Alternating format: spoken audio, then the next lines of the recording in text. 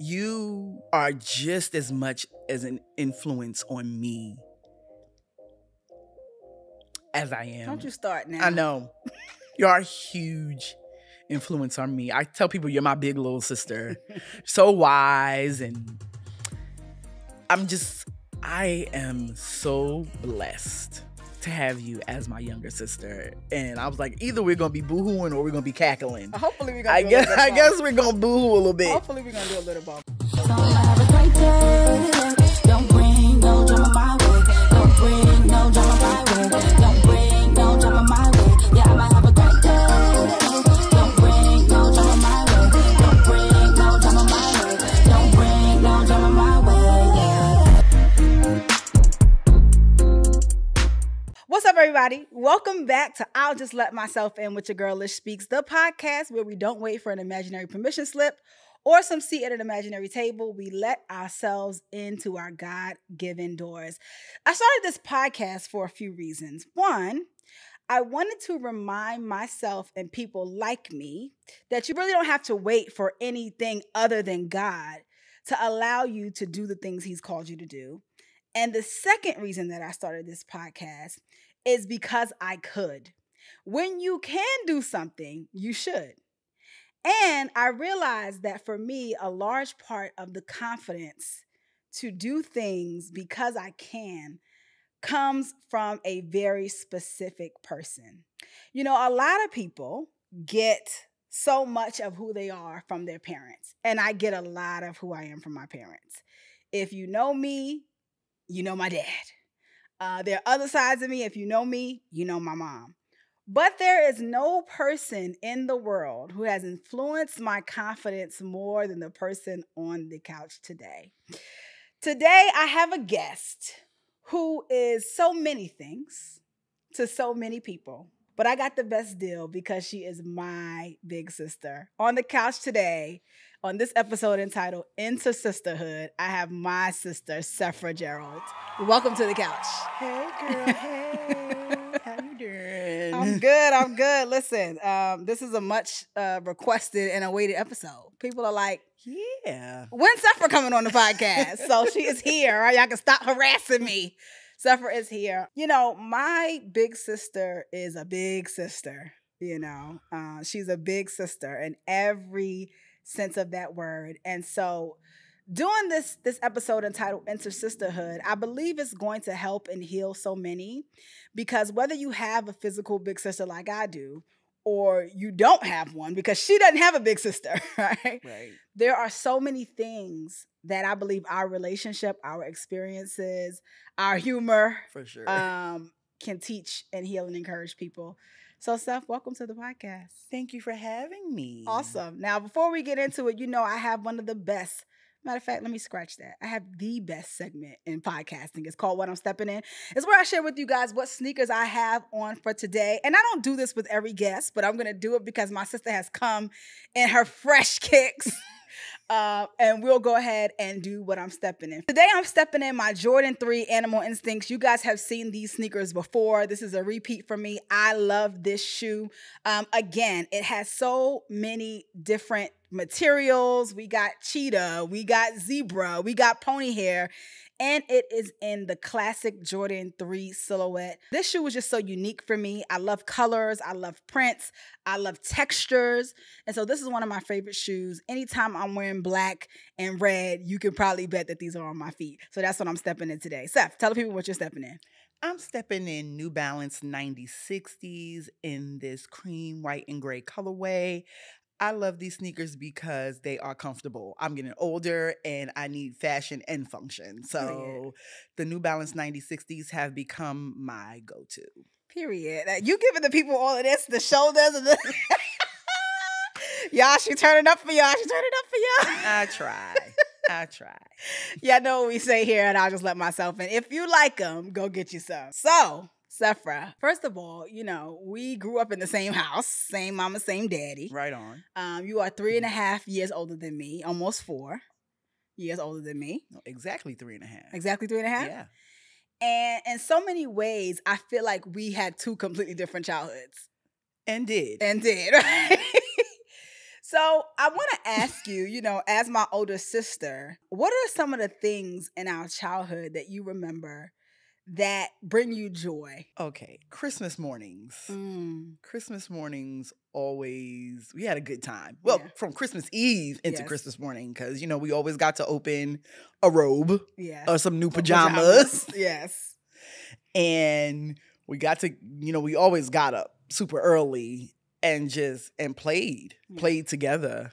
Tons of memories. Yeah. That's one of my favorite things. Actually, we played a lot together. Yes, we did. We played a lot together. Yeah. Barbies and dolls. Yes. Especially. Barbies and dolls. My friends, your friends, cousins. Yes. So that's one of my fondest memories from childhood. And then as we got a little bit older into like teen and preteen, you just tagging along with me. I was never that big sister that was like, why you want to come? No. It was, please come. Actually, I felt cooler when you were around. Aw. Because you were the cool one.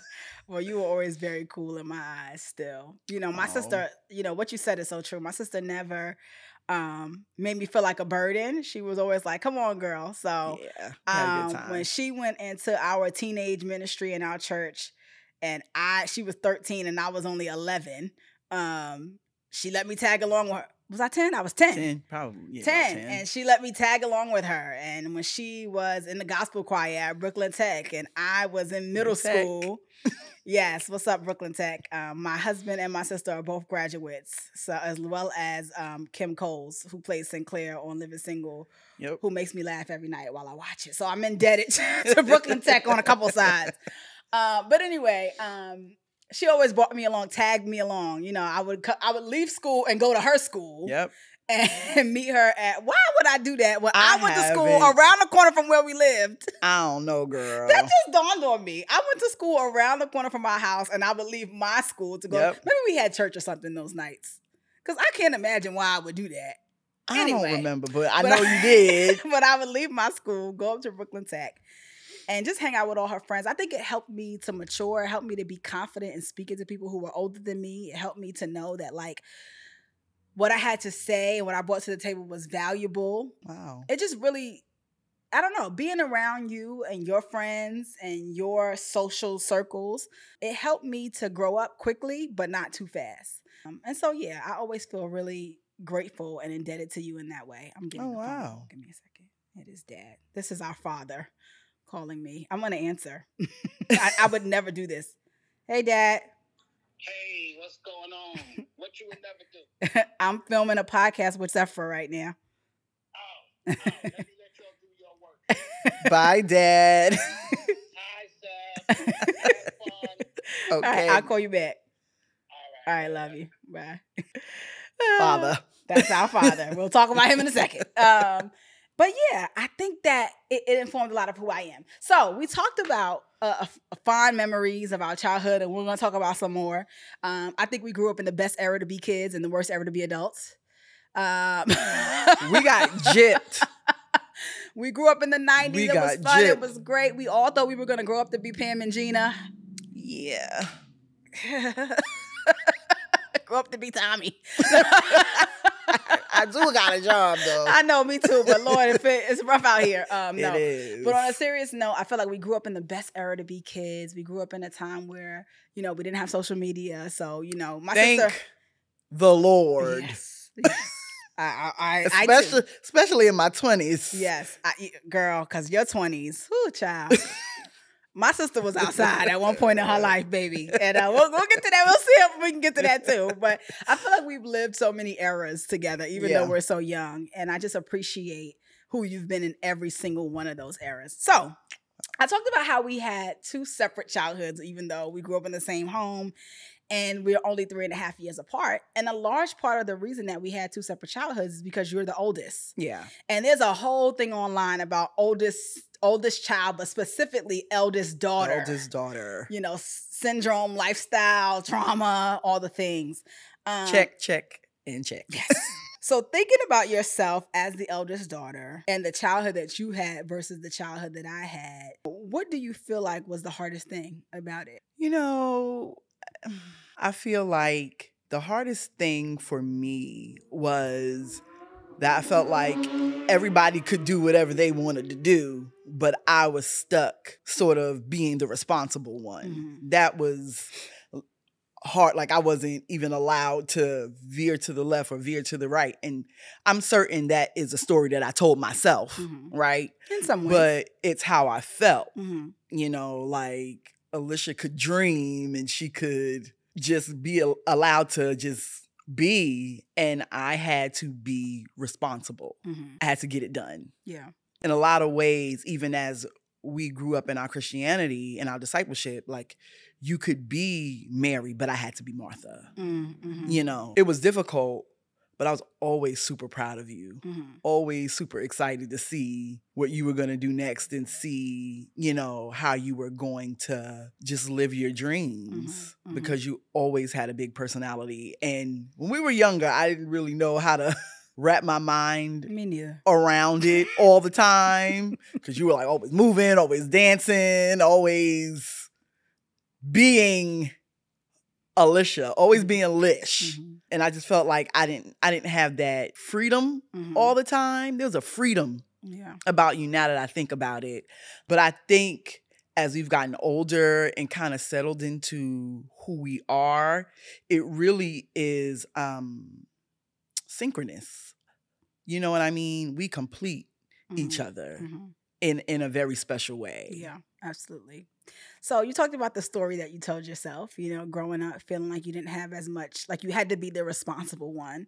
And in some ways that's a story, but in some ways that was very much the reality, right? Yeah. Like if you grew up in New York City, you know, like there's no school buses really. Like you take the bus and the train to school, Right. you walk, you do different things. And like at a very young age, you were responsible for me and our younger brother, Jared, Right. you know, making sure we got to school. And I think things are so, you don't think about them until, I feel like certain city things you don't think about until you move to the suburbs.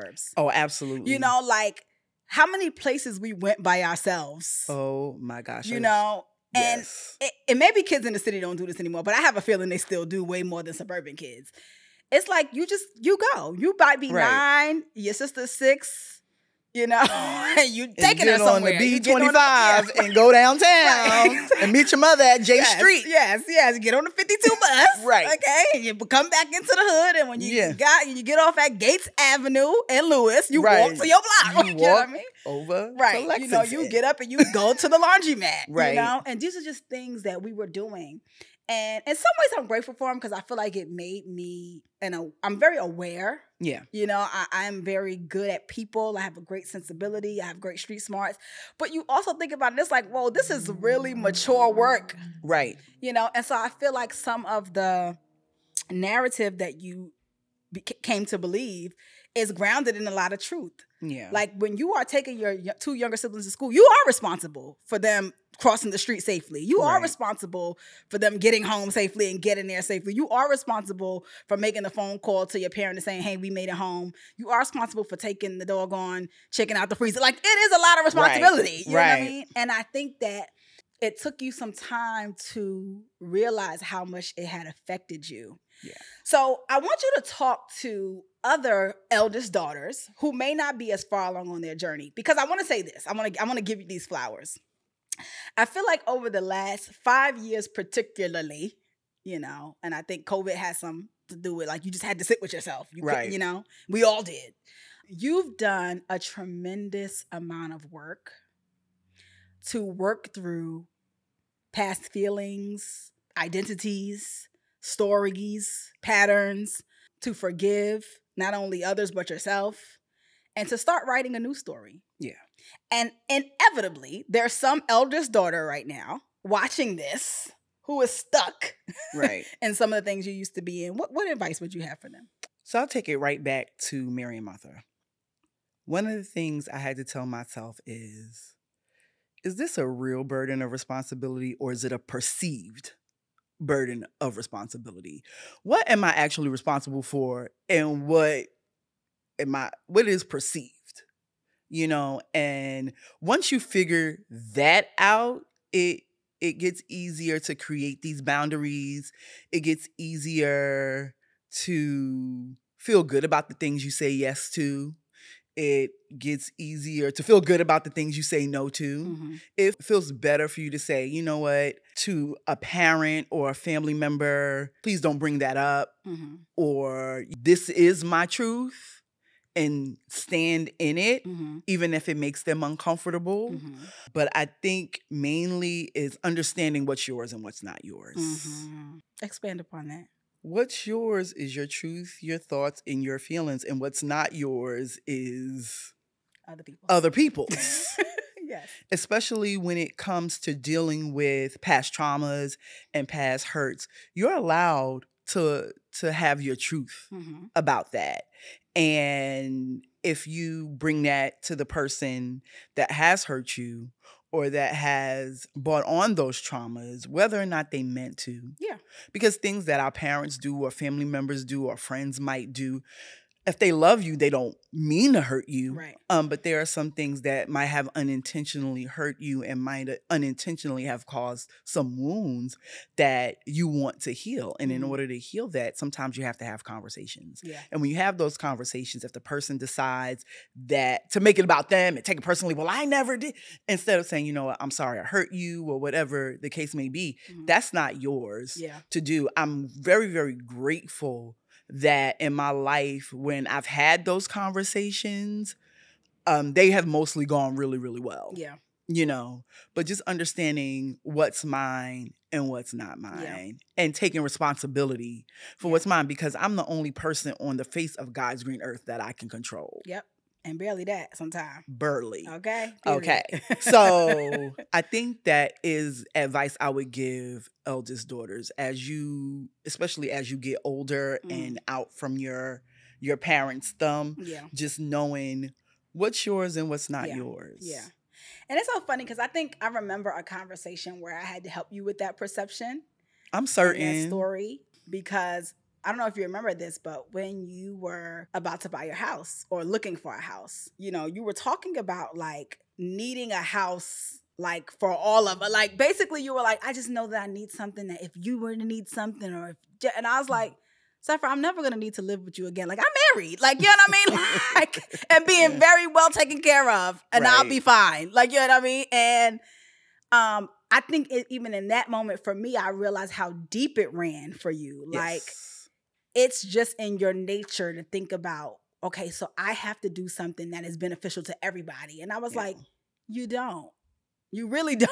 Like, you know what I mean? Like, I'm fine and I'll be fine, you know?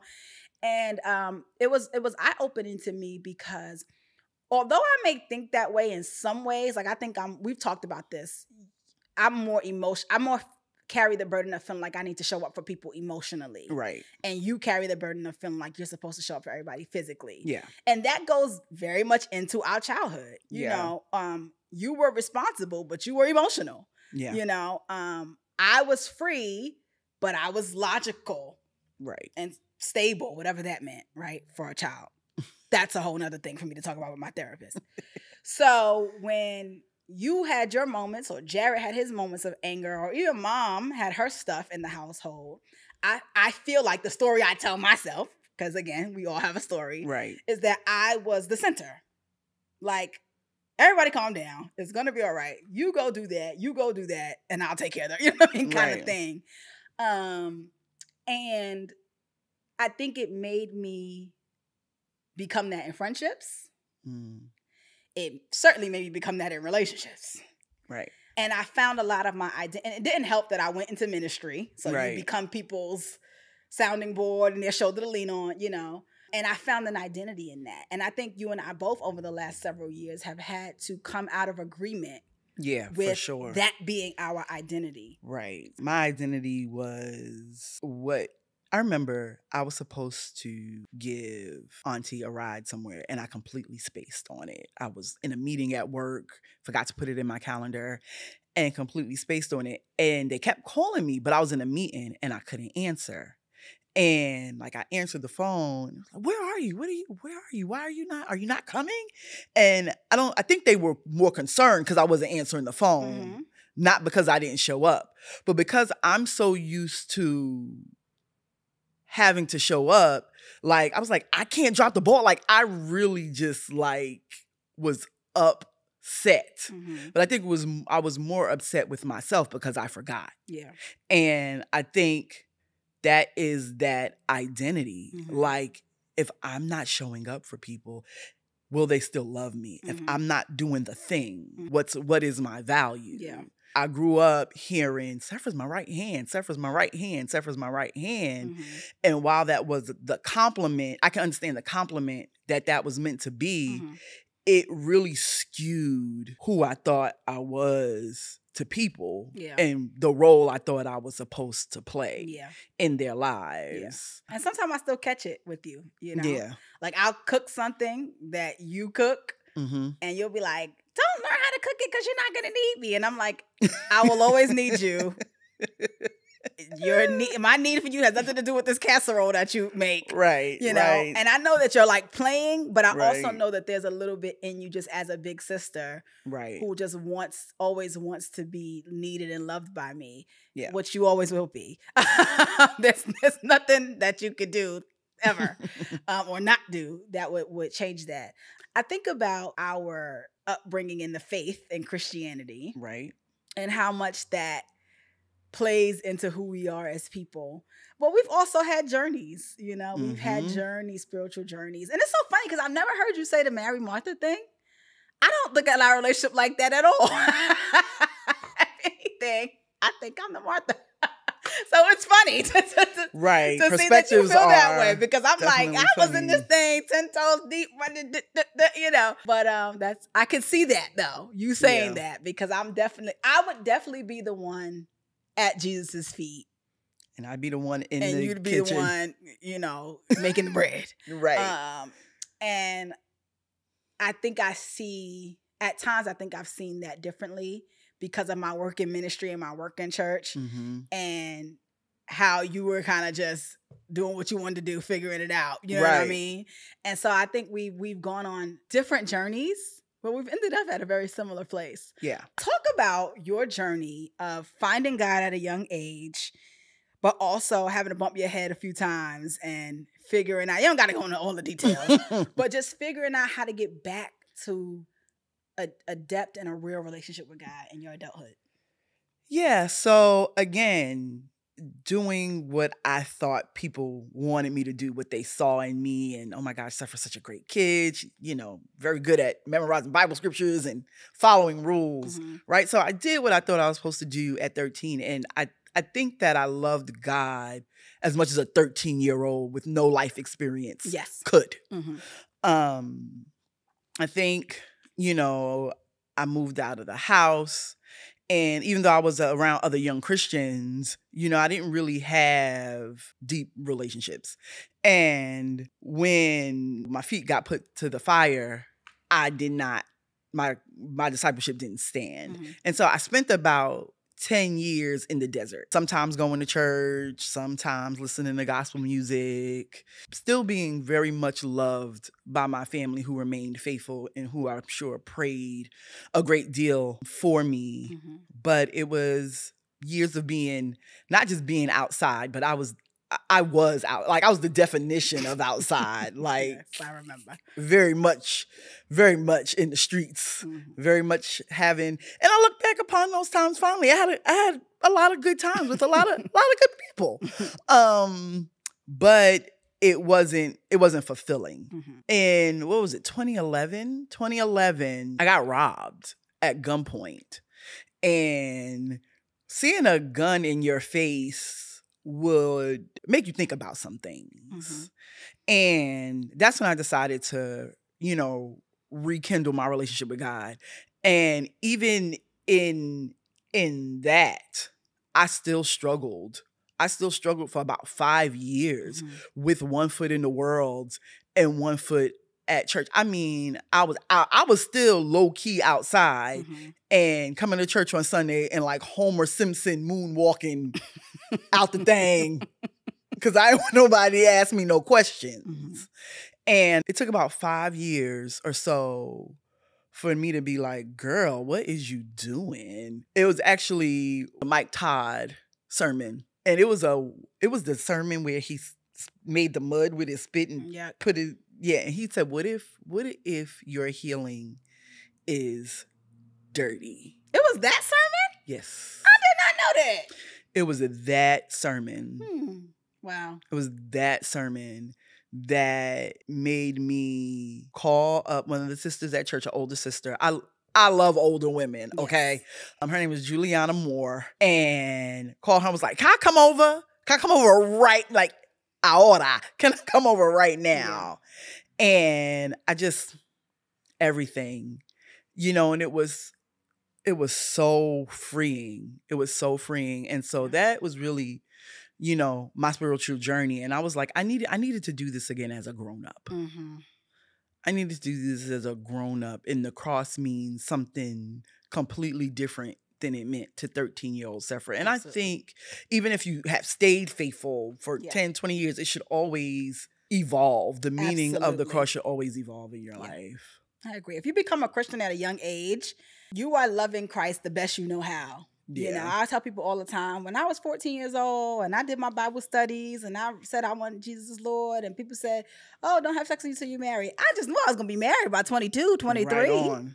When I hit 33, 35, and I ain't had none of the sex, I said, this is not what I signed up for. Yeah. Or you think about forgiving people. When you're 14, you think, I'm forgiving my friend because she talked behind my back. I'm going to forgive. You don't think about forgiving people who have stolen from you, lied on you, cheated you, betrayed you. You don't even, you can't fathom. Right. And so there's a part of you that really has to mature in your relationship with God. Absolutely. You have to go deeper. Mm-hmm. You have to get more vulnerable, get more open. There's a story that you tell, or that you've told me at least, where you were like, I knew that I would have to get right because you were moving here. Tell me a little bit about that. Oh, yeah. Oh, yeah. That was another factor, because if anybody gonna get in my business, it's me. Is Lish. I can't lie. I can't lie to her for long. Mm-hmm. I can't lie. Mm-hmm. And I was like, okay, I'm gonna have to get myself together. Yeah, I was moving from New York in 2017. Because she gonna be, I can't be hiding my phone. I can't be, like living life like that. For a little while. Yeah, for a little while. It's exhausting. I was like, well, when, girl? We together all the time. It's exhausting living like that. You know what I mean? Having a secret tab on my phone and, you know, it's exhausting. Yeah. I can toss you my phone right now, child. Yeah. I don't care. Why did you feel like you had to hide from me? You know, when you know you're not living right, but you acting like you're living right, and you know somebody's going to pull your card, like you're not going to pet my sin. You're not going to be like, well, you know, Jesus still loves you and grace abounds. No. I'm going to say that after I tell you. Right. After you be like, yeah, what we doing? What are we doing? Yes. You know what I'm saying? And if I decided to live a certain way, you would not love me any less at all. But I know that you were going to call me to the faith in which I professed. Right. True. And the life in which I acted like I was living. Mm-hmm. You are just as much as an influence on me as I am. Don't you start now. I know. You are a huge influence on me. I tell people you're my big little sister. So wise, and I am so blessed to have you as my younger sister. And I was like, either we're going to be boo-hooing or we're going to be cackling. Hopefully we're going to do a little bit. I guess we're going to boo-hoo a little bit. Hopefully we're going to do a little both, because I know some of the stuff I have is going to make us both emotional. But I appreciate that, you know, because and funnily enough, I feel the same. I feel like you called me to the mat too. I feel like Seth now would not pet any character sin, any flaw. Like, you're going to call me out. And not only do you do it for me, but you do it for other women. God has allowed you to grow in certain areas where you help other people to be accountable in the areas that were once such a struggle for you. And to me, it's just a testimony to his grace. Oh my gosh. It's a testimony to his power, because you can't even imagine doing some of the things that you used to do, or saying some of the things you used to say, or going some of the places you used to go. That's how changed you are. And it's just a beautiful thing to see. I want to talk a little bit, as much as you're comfortable with, about your health journey. Yes. So my sister, I always tell people she has struggled with her health as long as I can remember. From being in a car accident when you were 12. Yeah. Being diagnosed with diabetes. And a host of other stuff that you've dealt with. It's always made me really cherish you. Because I think from a very young age, I realized, oh, shit, you can lose her. I feel like the car accident, I don't know if I've ever said this to you, but I feel like it was a turning point in our relationship. Because I feel like when we were younger, we did what little sisters do. We argued or whatever. But I honestly feel like since that time, like, we've just been locked in. Yeah. You know, in high school, we didn't really argue. Mm-mm. We hung out all the time. We didn't really argue as adults. I think we've had one argument. and we both cried. Boo-hoo. You remember? Yes. Wasn't it like pandemic? Yes. We was just in the house too long. Yes, we was in the house too long. Too much. I cooked it. I don't even know what we argued about. I don't know. We were both a can of Sprite. I don't know. Yes, we were both crying and apologetic and just. I think we were, again, frustrated, pandemic. Yeah. But we literally do not fight. We do not argue. And we're very different. Extremely. We see life differently. We see everything. We see money differently. Yep. We see opportunities differently. But there's such an intense respect. Absolutely. For each other's points of view, for our minds. We like each other, like legit. Yes. You know what I mean? Legit. And so I think about how many women struggle to find sisterhood. They struggle to feel, even those who have sisters. Yeah. To be in great relationship with their sisters. And what is something that people always say to us when they see us together?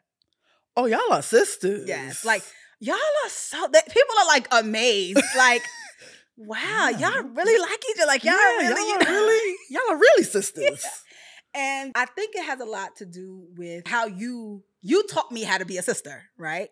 You definitely mom and her sisters, even grandma and her sisters. Right. But you taught me how to be a good sister. What is something that you really cherish about sisterhood in general, whether it be friends, our relationship, our cousins, because we got cousins who we're close to like sisters too. Mm-hmm. What is something that you cherish about sisterhood? It's just that bond. Yeah. It's the bond, and it's the knowing that they're not going anywhere. Mm-hmm. You know what I mean? We could disagree about things. We could not see, like you said, we have completely different outlooks on a ton of things, but on the things that matter, they're always going to show up. Yeah, absolutely. They're always going to show up. Absolutely. I'm going to go back to a question that I asked and didn't let you answer. Talked about your health scares. I remember times being in the hospital with you and just praying and hoping that you would make it. And one of the times that stands out most to me is right before the pandemic. Oh, in 2020? In 2020, early 2020. You were in the hospital for one thing, and then all of a sudden... I know I had COVID. Yeah, all of a sudden, this is before COVID had a name, but all of a sudden, all the COVID symptoms came. We had to wear masks and full body suits, almost hazmat, to go into her room. And I remember being at work. I used to work for Bank of America. And I remember being at work and mommy saying, you need to come to the hospital. And I was like, what's going on? And she was just like, you just need to come to the hospital. Just come.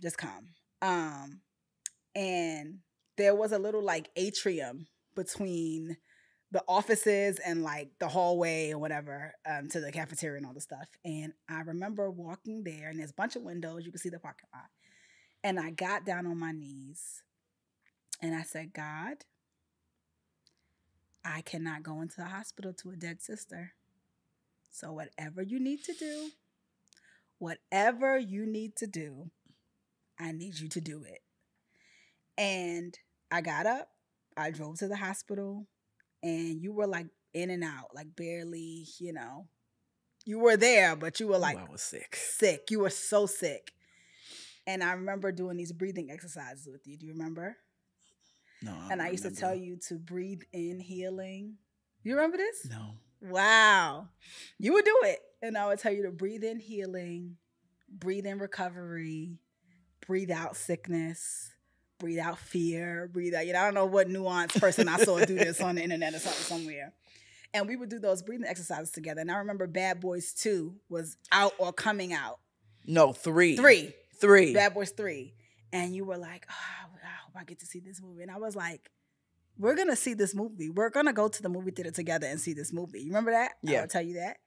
I do remember that. And you were just so out of it, so sick. And I just was like, remember, we have to go see Bad Boys 3. And I was doing all these things to give myself hope that you were going to make it out of this hospital. Because it was like the sickest I had ever seen you. Mind you, I've seen you go through a windshield and get 1,200 stitches in your face. That's another story for another time, right? With the car accident.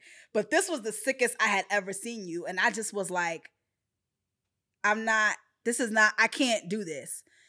And I remember watching you slowly recover and that time building my faith in God so much. And I remember us going to the movie theater, me, you, and Mom, going to see Bad Boys 3. On my knee scooter. Yes, on your knee scooter. Because she went in for ankle surgery and wound up super Half sick, dead. half I don't dead. know. But to this day, when I see that movie, I get emotional. Because it Wow. means more for me than just the movie. Wow. It's like, this was a redemption point. Now, the movie, ain't nothing saved about that movie, y'all. So, I'm not recommending it, Holy Culture. But I'm just saying, it really is a point. And I have many points like that where I've prayed for things with you, for God to do things for you and with you. And you've just been a constant, unfortunately, your suffering has been a point of depth in prayer, I'm sure for you, certainly for our parents, our brother, but for me to really see God's hand over your life. And I don't think the blessings are going to stop. We always say, me and my older cousin Kenya say that you are God's favorite. You're an angel. Like nothing can have, Sefra's bulletproof. Like she's going to outlive us all because of all the things that have happened to you. But I want to ask you for real, that's one of my experiences. How has all the sickness, all the hospital stays, all the situations, how has it affected your faith and your belief in the goodness of God? As far as the goodness of God, he's not only good, he's the greatest. You could have one or two perspectives. And I choose to just see the fact that I'm here. I have my 2 feet. I have a good amount of my health, and he wakes me up every morning. I might have to take some medicine. I may have to monitor my blood sugar, use a little salt-free seasonings. Shout out to Auntie Tab. Right. Love him. But he's great. His mercy on my life is evident every single day. I could choose to say, woe is me. I could choose to make excuses because if everybody knew the full breadth of my health issues, they wouldn't understand why I'm not balled up in a corner in a straitjacket somewhere. But that's not the life I want. I deserve to have a full, fun, faith-filled, all the above life. Yeah. And as much as I can, I'm going to. I be tired. Yeah. But, I deserve that. Yeah. And every day that he allows me to wake up, I try to experience some form of that. Yeah. I love that. That's good. That's good. It makes me emotional to hear you say you deserve that because I don't think you've always felt that way. Some days, but I do know that it could be worse, and I love to travel. I love music.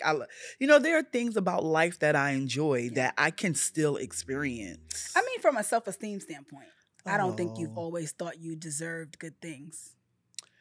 You've helped me with that. You've definitely helped me see myself in a better light. And I'm still working on it. Shout out to my therapist because I talk to the lady every Wednesday at 5. So shout out to her. And it's been a work in progress. I am probably her most obstinate client when it comes to like journaling and, facing certain feelings. But I do believe that I deserve good things. Yeah, you do. I don't think there's anybody that God put on the face of this earth that doesn't deserve good things. That's not what his word says. You're better than me. That's not, some people have some behavioral issues, but at birth, at inception, we all deserve. Yes. No, I agree. I was thinking about good things. politics. But anyway, amen. Yes, we do. We deserve the grace and mercy of God for sure. At the very least. we don't deserve the grace and mercy in God, but he gives it to us anyway. He cares for his children. So yeah, I agree with that. For me, thinking about you and your future, you turned 40 last year. I did. Almost 41. Did a beautiful, very cute photo shoot. Yes. And do you remember what I told you about your 40th birthday and your 40th year? Do you remember? I feel 40s? Like you told me my 40s was going to be my come up. Yes. My prayer was that your 40s would be the best decade of your life and that you would see the promises of God, that he will restore the years you've sown in tears. Yes. And that you would see beautiful things happening. And then I feel like your 40th year has been full of challenges. Good. So how's it going with the 40th decade being the best one of your life? I am firmly into my 40s, at almost 41. It's been challenging. Financially, like it's been a rough year. I was like, oh. And it's First year as a homeowner. Very, very humbling. Congratulations on that, thank though. you. Yes, I made my 1 year as a homeowner. I'm a dog mama. First person in our immediate family to own a home. Yes. Okay, I think that should be, celebrated. It's so funny because, if I could get real on the couch for a second. Please. You were getting married. And, Jared was married for a few years, had the 2 kids. And I was like, God, I'm leaving here with something. Like, I'm the oldest. So you bought a house? Yes. And it was so funny because, we were roommates. We dissolved our, our lease ended. I moved back in with mom. Yes. And I was like, this is not it. This is not it. Yes. And I said, Lord, because you know my heart, I'm not even going to sit here and pray to you in front. Yeah. I need a W. I need something. Yeah. Okay? Something. I need something. Now I want a $1,400 apartment because this thing is kicking my butt. But I'm so, I'm very, very grateful for my home. I love my home. And and he blessed me with it. It was a challenge. It was, I had a lender who lied and had to get a new lender who got me closed in 12 days. Come on now. She was amazing. My realtor was amazing. So God really put the pieces in order for me to be able to get my home. Yeah. But when I was praying for it, I definitely was like, Lord, this is selfish because I feel failure to launch. I felt very much failure to launch, working 2 jobs and going home to the bedroom in my, my mom's house. I was like, this ain't it. Yeah. This is not it. But I'm very proud that I was able to do that on my own. Yeah. Saving my own money, repairing my own credit, doing all the things that we weren't necessarily taught to do. No. Not necessarily. We were not taught to do it. And our parents still may not know how to do the things that you've done. Right. And so I was trying to be nice. But God bless them. We love them. Yes. But, they did not teach us these things. And nobody taught them. Right. And so 40 it's been challenging, but it's also been great. It's been great. I have my best friend, we've been friends. We took that trip together to Mexico for kind of celebrating our 40th, but also celebrating being friends for 32 years. Yeah. Shout out to Trey. Yes, shout out Tracy. That's a sister. Shout out to Kendra. Yeah. Friendships that have maintained, the test of time. We've been friends since we were 12. Yeah. Donna and I have been friends since we were 8. So even celebrating sisterhood in that way, getting to 40 and saying, wow, I've had these friends for 20 some odd 30 years. We do long friendships in our family. Yeah. Like my aunt's 70th birthday was recently. And all of us, our cousins, everybody was there. And my other aunts was there. And I was telling my husband, I was like, gee, that's so-and-so's Diamond, that's so-and-so's Jasmine, Right. which these are my two best friends. And people who I've known since the first grade that I still Right. talk to all the time. People who Right. I've known since I was 15 that I still talk to all the time. I tell people all the time, you know, every girl in my wedding I had known for, besides my husband's sisters, I'd known either my whole life, because I'm related to them, Right. or I'd known them over 20 years. You know, Yeah. we do long friendships. We too. in this. We too. And what do you think you know about sisterhood that allows you to have those long relationships? Because so many people, I see it all over the internet, are struggling to find friends as adults. You know, here's the thing. And it's setting the proper expectations for people. Understanding who they are in your life and who you are in their life.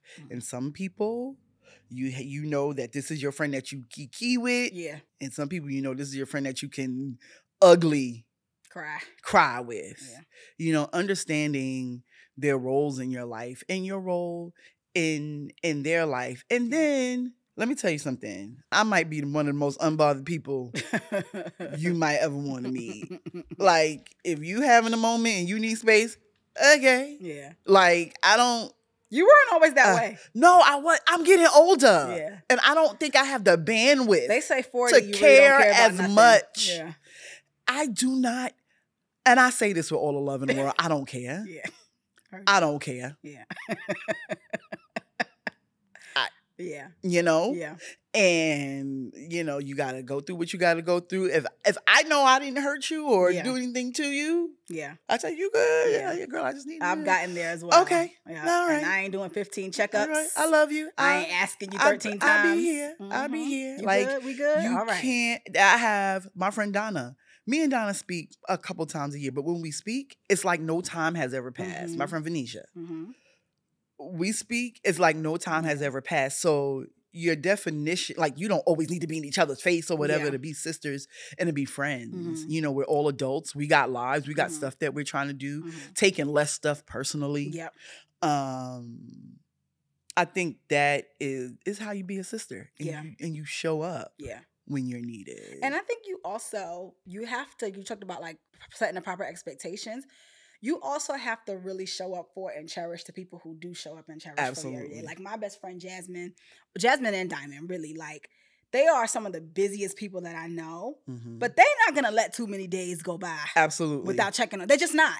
Absolutely. You know what I mean? Like, they're not going to let too many days go by without hearing my voice. Right. They're not going to be like, well, I saw her on social media, so she's good. Right. They want to know, are you good? What's going on? And Right. not only are you good, let me tell you what's going on in my life. And I think understanding, because so many people fumble that bag because they don't understand the importance of, this thing going around now, in order to be a part of a village, you got to be a villager. Right. You know, and I think there's a loneliness that so many people struggle with because we've gotten too much to the other side of, well, everybody's busy and everybody's going. Oh, I'm going to match your energy. Yeah, I'm going to match your energy or whatever. And I think it's important to have the Donnas. It's also important to have the Tracys. Right. You know, and I have both. You know, I have friends who I speak to a couple times a year. My girl Yanni, you know, me and Yanni, when we talk, it's all good. We'll text. Sometimes we get into these voice notes moments and sometimes we don't. One of my friends, Yaki, you know, we'll talk when I come to New York. I see her. She's, you know, someone who's inspired me throughout life. You know, we'll see each other. We'll check in. But it's not an every day, every week, every month friendship. Then I have people who, if I only heard from them once a month, I'd be offended. Right. Because it's like, that's not our relationship. Right. You know what I mean? And so I think just knowing where you stand in people's lives as well. Yeah. Because that sometimes you think you number 5 in somebody's friend list and you number 10. So, and that's okay. You know? What's so funny is that, you know, I'll protect some identities, but I have a friend who was telling me like, oh, this girl want to hang out with me and da da da. She thinks, you know, she was telling me, oh, best friend this, send me best friend memes, da da da da da da da. And we're not best friends. Yeah. And I said, maybe you're her best friend. She might not be yours, but maybe you're her best friend. And she's like, that's hard though. I feel like I've been in that position before. That is hard, you People know. feel closer to me than I feel to them. Yeah. But I've been blessed to have some really good friendships. I've been blessed to even make friends as an adult. Shout out to Christy. Yeah. You know what I'm saying? Like, I don't Our last friendship, before I got married. And right. we moved out. Like, adult friendships are hard. Yes. Like, I feel like my long-term friendships, like, I got those in the bag. But adult friendships are hard. Yeah. You know what I'm saying? Sometimes things happen, life kind of Yeah. because things hit different, as an adult. But I'm really, really grateful for the friends that I've made as an adult, as well. The ones that have hung on. Yeah, for sure. I want to show you a picture. Ooh. I want to put it on the screen so y'all will see it too. But I want to know what this picture makes you feel when you see it. Oh, Lord. It makes me feel Isaiah and Gideon. Yes. Our nephews. Yes. We were just super cute. And it makes me feel like, yeah, this is my baby sister. This is my baby. Yeah. When I look at this picture, for me, I feel like it's very symbolic of our relationship still. Like, I'm sitting, you're standing with your arm around me. You look very much like, what's going on? I look very much like, is this my side? I got my little glasses on my head, we got our little baseball caps on, which this is still pretty much how we dress. Yes. And for me, it's just symbolic of like our bond, even from a young age. I feel like you were always just there with your arm around me, even from a young age. I have another picture that I want to show you. So when you see this picture, what does this make you think of? Oh, it's like the other side of it. Like, girl, we made it. We is here. We is adults. We two different timelines. Yes. Showing up for one another, being there to support you at the time. That was your bridal shower day, photo shoot. Something like that. I don't know what it was. It was a day. It was a wang dang doo. It sure was. But that picture makes me feel very proud. That picture makes me feel very proud. I feel like you will never stop being a big sister. Y'all, everything my sister sees that I'm doing, she cries. Everything. I think she gets more emotional than my parents. I'm like, why does everything that's because I love you more, but that's our inside joke. She thinks she loves me more than my parents. I don't think that's possible, but maybe, perhaps. But you get so emotional about all my accomplishments, all the things that I do. What is it about being a big sister that turns that part of your emotions on? Well, here's the thing. I don't have kids. You and Gerald are my babies. I wasn't just like a big sister we played together. I was a big sister that made you food. I was a big sister that helped you with your homework. I was a big sister that got you to and from safely. I was a big sister that took you everywhere with me. I was, a parentified child. And so I don't look at you just like, oh, this is my little kid sister. It really touches something inside of me to see all the things that you are doing. And I mean, I could be anywhere. I could be in the last thing, I was in a Dunkin' Donuts drive-thru and you sent me a screenshot of something and I just couldn't have ordered my coffee because I'm just so proud of the woman you are and the woman you're becoming. I can't contain myself. I don't know, girl. I think it's the most adorable thing. I'm like, why are you crying? She's like, I don't know. I'm just so proud of you. I am. I Extremely. It makes me feel very, very accomplished. There are very few people in the world that I care about impressing. You know this. Yes. As much as I do media and all of this stuff, I'm like, is my husband impressed? Is my sister impressed? Like, other than that, maybe Jasmine. She has high standards. I can impressed. Kenya, there's a few people, maybe 5 people who I want to be impressed with what I do. Yeah. But you are definitely, right up under my husband on that list. He beat you out.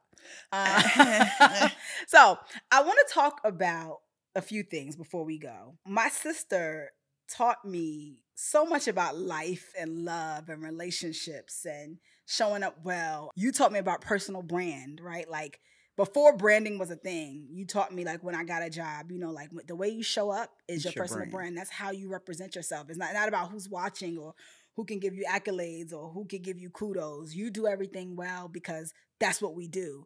You know, you taught me about integrity. You know, it's so funny when I had Gerald on the podcast, I was like, what's the one lesson you feel like you learned from me? He said integrity. And I was like, really?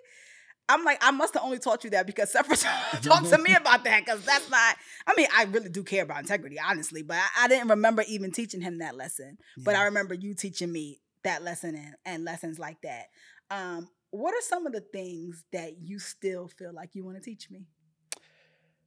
Ooh, girl. I don't know, because I feel like the shoe is on the complete other foot. I learned so much from you. I want to teach you how to make rice. Dang. I make perfect rice. You do. My husband is laughing because I cook down, y'all. I throw down. When I tell you I cannot make rice, I make everything else. But I'll be like, listen, we need to buy the 90-second rice for the microwave. We need to go get some rice and peas for the Jamaican spot. But my sister does make perfect rice. So yes. Okay. No. If I could think of something serious, I think that I just would want to continue to pour support and confidence and teach you not to second guess yourself by learning not to second guess myself. To understand that when you lean into the Holy Spirit and you're walking that path, just keep putting one foot in front of the other because it's going to lead you to the place that you need to be. And I feel like that's something I can impart on you and anyone else as I am even learning it, relearning it myself. Yeah. What's something that you think I'm too hard on myself about? Everything. Pick one thing. Well, go ahead. Everything. Okay. I think with this new media journey that you're on, I feel like you're very hard on yourself about how things looked. And I mean, you're getting so much better with it, but I think, you can be kind of hard on yourself about that, but you are very good at not making excuses for yourself as well. So, it's a balance, but this is a rapid fire. What are some things in you that you think I need to imitate? What are some things in me that I think you need to imitate? Imitate? Yeah. Ooh, girl. We have the same sense of humor. We do have the same sense of humor. I think this is a hard question. I'm very sorry that it's okay. I am having I'll difficulty. Edit this time out. Yes, please. In so many ways, I feel like you've just surpassed me. That's not true. That I'm not sure that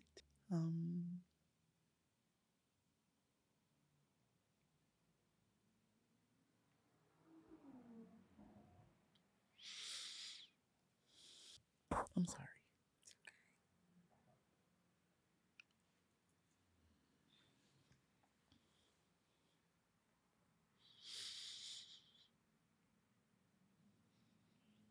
I'm not that great. But you're pretty great. Whew. Babe, can you get us a tissue? Thank you. Ooh, child. What made you cry about that question? I'm curious. Because I don't feel like there's anything about me that I do that you don't either already do or do better. That's not true at all. I can think of a few things. So maybe I'll tell you what things I wish I was more like about you. Okay. First and foremost, you are extremely organized. You make a plan, you see it through, you stick to it. That is not my gift at all. I think that there are so many ways in which you are able to not let things rattle you that would take me out. You accept life on life's terms and you live it. You do not demand your way. There's so much stress. I've gotten a lot better with this, as you know. But there were times in my life where I could not find joy unless something went my way. Down to simple things, like where we eat, and where we shop, you know.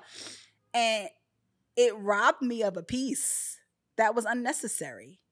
And I feel like you live life in such a way that's like, I'm going to be okay no matter what happens. I'm not letting y'all stress. I'm not letting this stress me out.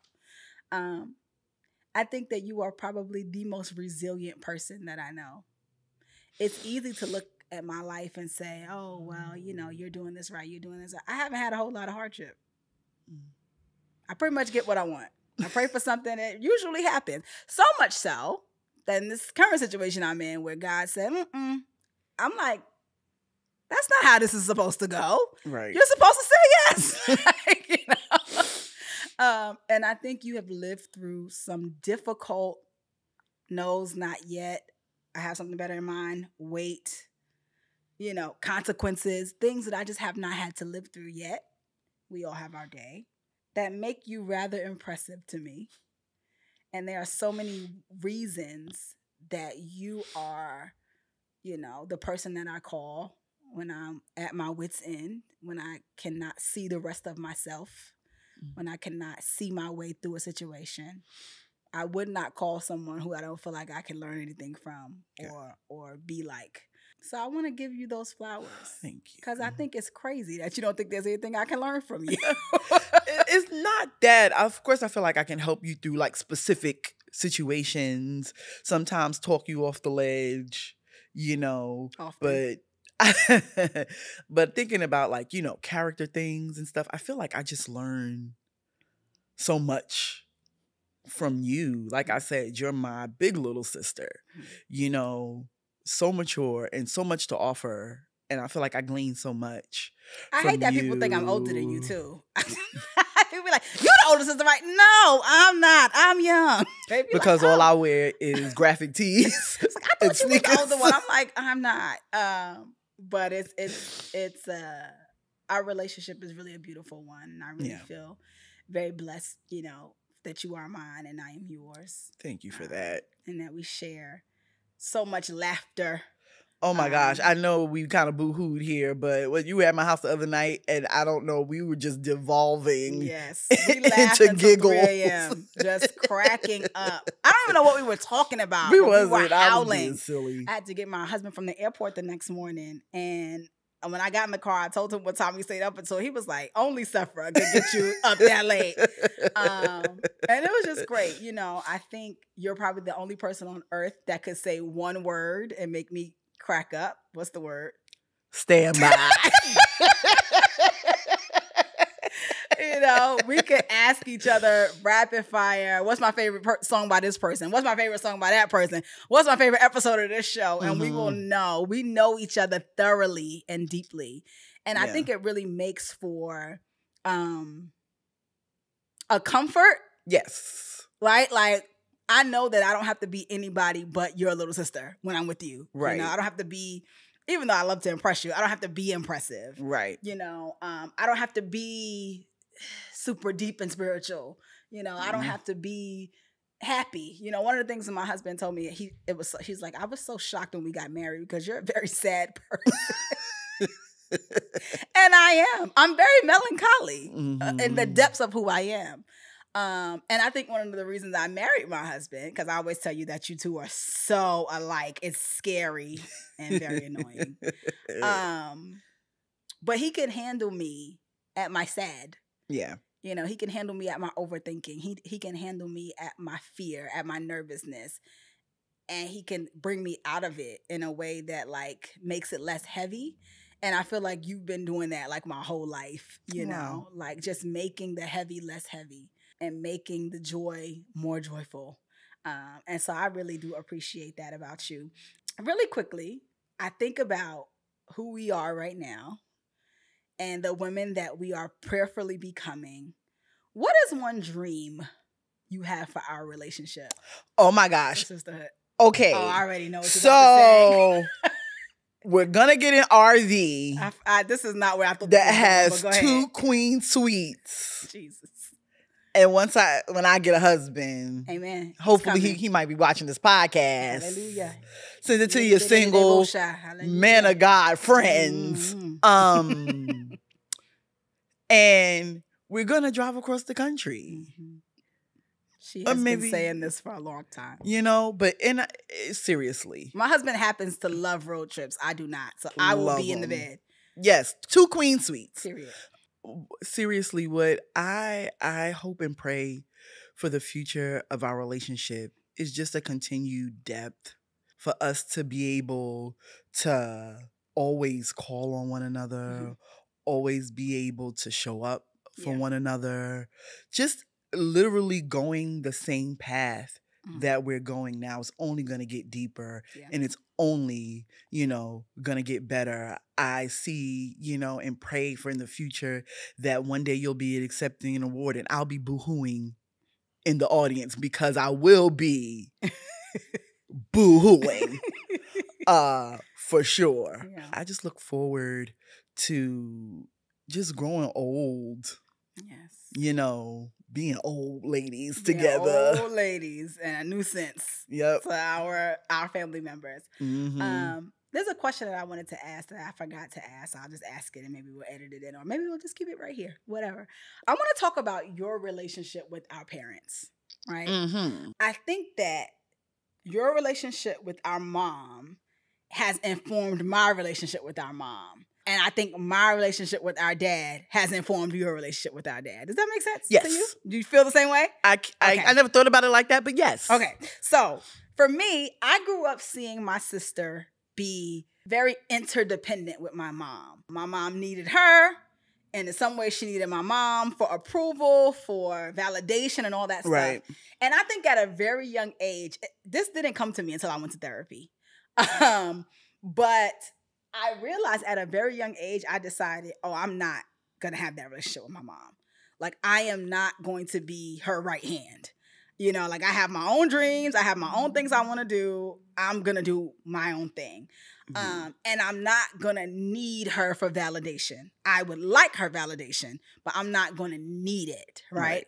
And then I think how I informed your relationship with our dad is because I came to, and I've spoken about this on other episodes, so go back and watch the episode with my mom, my dad, my brother. I came to a forgiveness of and an understanding of our dad, which I think because you trust me, you trusted that you could go there as well. Right. And I think that with our mom, there's been so many conversations and healing that I feel like I have fostered in you all's relationship that has actually made me and hers relationship better and more honest, where we could have certain depth of conversation. And so when you think about your relationship with our parents from childhood to now, what are some of the feelings that come up, good or bad? I think that, always had what I thought was, a good relationship with mom until I got a little older and things started to frustrate me. And, bickering and things like that because I was triggered and didn't really deal with it. But I think now that I've had my own bout with therapy and had some honest conversations, some of them, like you said, fostered by you, I think our relationship is great. Me and mom speak every day. Yes. Probably twice a day. You make me look bad because she'll be like, Seth calls me every day. And I'm like, that's not happening over here, sister. Right. Also. I don't call dad every day either. I don't call nobody every day. I don't call you every day. No, we don't. I think my mom thinks that people think we speak every day, but we don't. But we do. I speak to you more than anybody in our family. But sure. Yeah, I think that it has.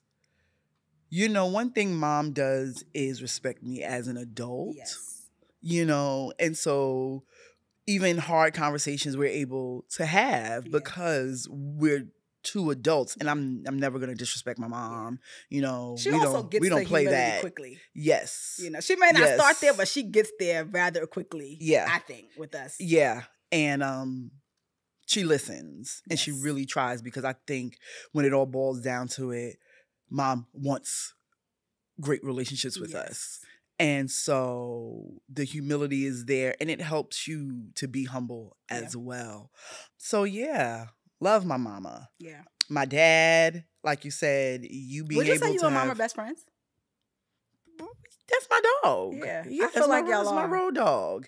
Yeah, she's supposed to come over next Friday and watch a movie. Yeah. And I was like, I need to watch this movie with you. Yeah. You know, yeah, that's my dog. Yeah. That's my dog. I think our relationship has grown because now we used to run in the same circle a lot also, which I think Yes, I used was to tell you frustrating. I used to tell you to stop doing that. So You took a long she's time to got listen to some me. friends, and I've got some friends, and now us coming together is like because we want to be together. Like, girl, you are 37. Why are you with the 60-year-olds? I do like the 60-year-olds, but I gotta back up a little bit. And they were her friends first, to her, to her credit. So it's like, now, girl, you coming up in my friend group and acting like you don't want me here. Right. So, had to do that. But I feel like I have a great relationship with mom. I have a great relationship with dad. Dad's very protective of me. Yes, he is. Doesn't want me doing too much for anybody, even him. He's tries not to call me, ask me too many questions, and da-da-da-da-da. But like you said, you having that conversation, that come to Jesus moment with dad allowed me to have one too. Yeah. And it's been good. It's been really good as an adult having these relationships with our parents. Yeah. I feel so blessed, and I think, like, even right now, I feel like I'm in a season with my relationship with mom where I'm just seeing her as a woman. Yes. And like, this is gonna sound weird, but like falling in love. Right. All the things. That's a weird thing to say, but like, I'm like, oh wow, like you're really great, Not that I didn't think that before, but I just see her differently now than I think I did growing up. Right. And I see her for all the ways she does try, all the ways she does show up. Like, I think for a long time, I didn't want kids. So now that I'm thinking that I'm, may want to be a mom, I think about her as a mom. Right. Like, there's so much I would want to imitate from her as a mom. Right. Obviously there are things I wouldn't. Everybody has stuff. Yeah. But the fun. Yes, we had a blast. Oh my goodness. We had a good fun. time. Our house was so fun. Yes. And the talks, I think our mom was always someone we could just go sit in her bed and talk to her. Yeah. Go sit in her bed and watch them. My mom was very interruptible.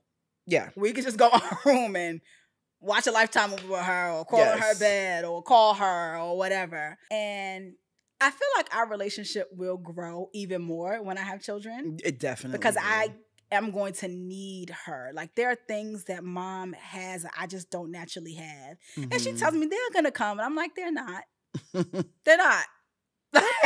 I'm my father's daughter in some ways, and I'm gonna need mom to like teach me how to be like she was, and I think that there's so much of her in you as well. So much of the beauty of how she shows up in a room.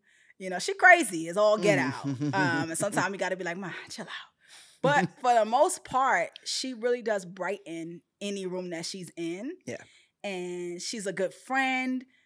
She's very reminds me of you, very responsible, in terms of like how her mother could depend on her. And I think that there are just so many things that seeing you guys' relationship heal has made me trust her more. Because I'm like, okay, cool. Like, I don't know. I don't know how to explain that well, and I'm usually really good at explaining myself. You explained it. Okay. I think that was good. Yeah, it makes me like feel a closer relationship with her, because I'm also very protective of you. Yes. Solange in an elevator. If I'm gonna crash out behind anybody, please do not make my sister cry. Please do not hurt my sister's feelings. Please do not take advantage of my sister. Please, I beg of you. There are people who I have not said anything to about stuff I'm like, because you have asked me to. But if it was up to me, yeah, baby, And so I think seeing you guys mend your relationship has made me be like, oh yeah, okay, cool, you know? And also just a talk that she and I had a couple of years ago where she shared with me like something that I was doing that was hurting her that I just had I had no idea was bothering her. And it just made me see her like as a woman, like, oh yeah, like she's a woman before she's my mother. And I think that's such a important realization for, you know, adult children to come to, because our parents are just trying their best. You know, they're trying to get it right. And I think of that. So anyway, something that I would imitate from mom is the fun and just also the great debt that we owe her by way of teaching us to be faithful to Jesus. That part. Teaching us the word. So much stuff that we did not get into at a young age is because of the way she ran our household. Yes. You know, my mother was not playing, you know what I'm saying, when it came to us doing the right thing and us knowing our word for ourselves. She used to say, even if I tell you something, go back to the Bible and find it for yourself. I mean, she was saying this stuff to us when we was like 7. Yeah. Ain't like 9, 12, you know. I think about it now and I'm like, wow, I really do want to teach my children to have their own personal relationship with the Father, because it gives them an opportunity to go through the ebbs and flows of that relationship, which will inevitably come and go back. Yeah. Always find their way back to center. Yeah. And I think that's something that she did really well. I think in terms of dad, something that I think I've always wanted you to feel, and I think you feel it now, is how much he loves us as his daughters. You know, for the longest time, I just knew you were dad's favorite. I am, a little bit. Your mom's favorite, though. Am I? Oh, absolutely. Sure it's not Jared? Jared's both their favorite, and for other reasons. They will do things for Jared that they will not do for us. Yeah, he's the real favorite of them both. Right. But yes, Dad would not say I'm his favorite, but I'm his favorite. I think so. I think so. And Mom would not say you're her favorite, but you are. You know, for the longest time, but I know Dad loves me. I know Dad loves me very, very much. Yes. They love us differently. Yes. And that I understand now. Before I just didn't. We're different people. And we resonate with them differently. Yeah. Mom and I are a lot more alike. You and Dad are way more alike. Dad's great. Yeah. Dad's a great friend. He's a great sounding board. He cracks me up. Yes. Both of our parents are out. Yeah. And I, you know, because I live so close to the airport, I always get to pick him up and he always gets to stay with me, you know, first. And, you know, he's always like, I don't want to be inconvenienced, you know what I'm saying? And I'm like, Dad, it's fine. You know, he will show up and help me if I need anything, if I'm struggling, you know, without even asking, I'll have a Zelle. Yeah. You know, and that's the type of man, you know, Dad is. And I think, you know, like you talked about on the couch with Jared, when we were all at one point like, is that okay? You know, but I think that shows that if you still have time, if God wakes you up, you know, you can make any change that you want to make. And that's what I see in my dad. He decided that he wanted to change his relationship with his kids. And he did it humbly. He did it on our terms. And it has been great. Yeah. I love it. What I always tell people is he did it humbly but confidently. Yes. There was no like, if you would have me. It was like, I'm your father. I care about you. I love you. I'm not going to impose my way. But this is what this is what I think. And I'm sorry. Yeah. And, you know, about the past. And I'm ready to move forward if you are, kind of thing. Yeah. And it's one of the most manly things I've ever seen. And I think that so much of who I am and will become is because of the confidence that has been instilled in me by both my parents. You know, I always talk about how our gifts were never put down. Right. Like, whatever we wanted to do or thought we could do, our parents supported it. They tried to help us with it. They gave Except us dance. They took me about a dance. That's not your gift. No. You can bust a little wine though. But yeah, I think we've been very blessed in that way to have that. And I think it's informed our sisterhood and just our bond as siblings. Like even with our brother, we've been through some stuff, boy. Yeah. We've been through some stuff. Yes. But the three of us will always show up for each other. The three of us will always take care of each other. The three of us will always support each other. Absolutely. In a way that I think allows us to make them proud. Yes. I hope so. Yeah, I think so. I think our parents are extremely proud of us. There's so many questions I didn't get to, but I ask you this selfishly. I did this with everybody else who was on the podcast, the family members. And this is, you know what, this is great because you're here rounding out. Now I have done my entire immediate family. So I'm save the best for last. Period. Okay. She's a Leo. So with that being said though, on a serious tip, you know, what do you feel like is the best lesson, the most important lesson that you've learned from me? The most important lesson that I've learned from you is to let myself in. Not just, this podcast, but not just because it's the name of the podcast, but literally watching you let yourself into whatever it is that you wanted to do, whether it was your spoken word, poetry, whether it was music, whether it was ministry, whether it was this media thing that you have going on now. You took it to the Father, and I never forget you told me, you were talking about music at the time. You said, I don't want it to not work because I didn't do the work. I want it to not work because God said no, but not because I didn't do the work. Yeah.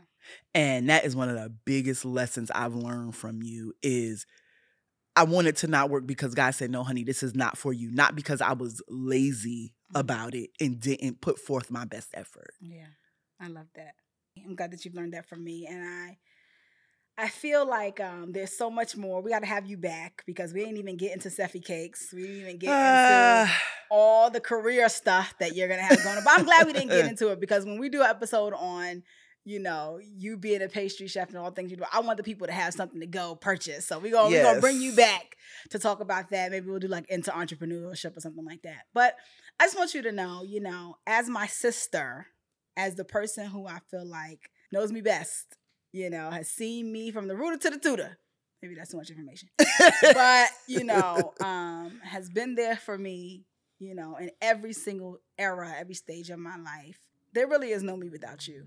There really is not. All the beautiful things you think you see in me and the personality stuff and whatever you think you like about me, it really is a summation of the lessons that I've learned from you, the things I've watched and observed and imitated from you. Our laughs are just a salve for my soul.